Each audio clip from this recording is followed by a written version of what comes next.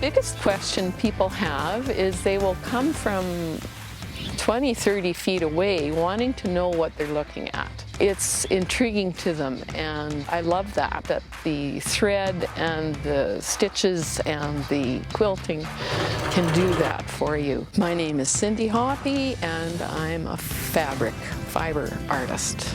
I try to paint with my sewing machine. My progress to being a fiber artist was a long journey that pretty much accompanied my mother on her artistic path. I was her right-hand girl, and I enjoyed working with the wool fabric. My mother was doing prairie landscape work with her felting, and because we were dyeing and using similar colors, I thought, why not? And now I use my fabric for landforms and sky forms, and I use my sewing machine for embroidery and quilting to bring out the volume in the skies and the texture in the land. My inspiration is pretty much all around me. The seasons changing, changing light, and then working with clients as well. I see things that recur in my work, like 3 dead poplars.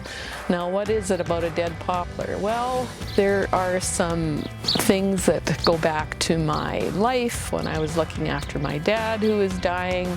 There was some dying poplars that really spoke to me on my trips back and forth to look after him. The subject, the pieces, the dye, the thread, they all start doing their own thing after a while, and it becomes a new thing rather than a strict representation of what initially inspired you.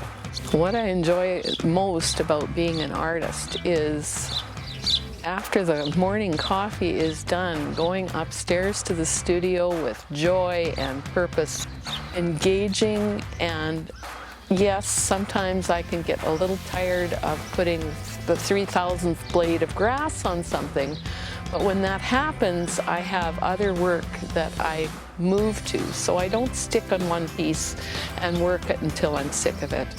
I'm working on a series of pieces with different things happening in them, and that keeps me interested, keeps me fired up.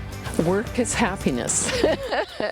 Having that piece come together after, all these processes. And my idea of pure happiness is finding some stash of bright green silk or wool that you cannot find in a fabric store and is coming home to live with me. So there's the thrill of the hunt. Did nobody realize that 10 meters of canola yellow was going to make me a happy woman for probably the rest of my life and create something nobody has ever seen before?